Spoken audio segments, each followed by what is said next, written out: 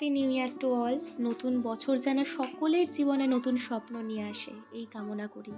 New ইয়ারের পাশাপাশি আজকে আমার মায়ের জন্মদিন, তাই একদিনের ছুটি পেয়ে কলকাতা থেকে কৃষ্ণনগর চলে এলাম মাকে ছোট্ট একটা সারপ্রাইজ দিতে। সময় অল্প ছিল, তাই বেশি কিছু আয়োজন করতে পারিনি, কিন্তু মা খুব আনন্দ পেয়েছে। আর জন্মদিনের দিন নিজের বাবার পাশে বসে কেক কাটার আনন্দই তো আলাদা, তাই না? আমার মতে জীবনের এই স্পেশাল মুহূর্তগুলো না ছোট করে হলেও সেলিব্রেট করা উচিত। কারণ মানুষ তো মুহূর্তেই বাঁচে। কোনোদিন বলা হয়ে ওঠে না, কিন্তু মা অনেক করেছে আমার জন্য। বাবা চলে যাওয়ার পরও মা সাধ্যমতো চেষ্টা করেছে আমাকে আনন্দে রাখার। এবার তো আমার পালা, তাই না?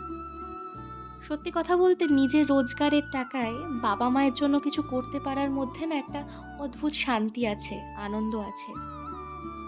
আশীর্বাদ করবেন যেন আমার মতো প্রতিটা সন্তান তাদের বাবা-মাকে আনন্দে রাখতে পারে, তাদের স্বপ্নগুলো সত্যি করতে পারে। Thank you.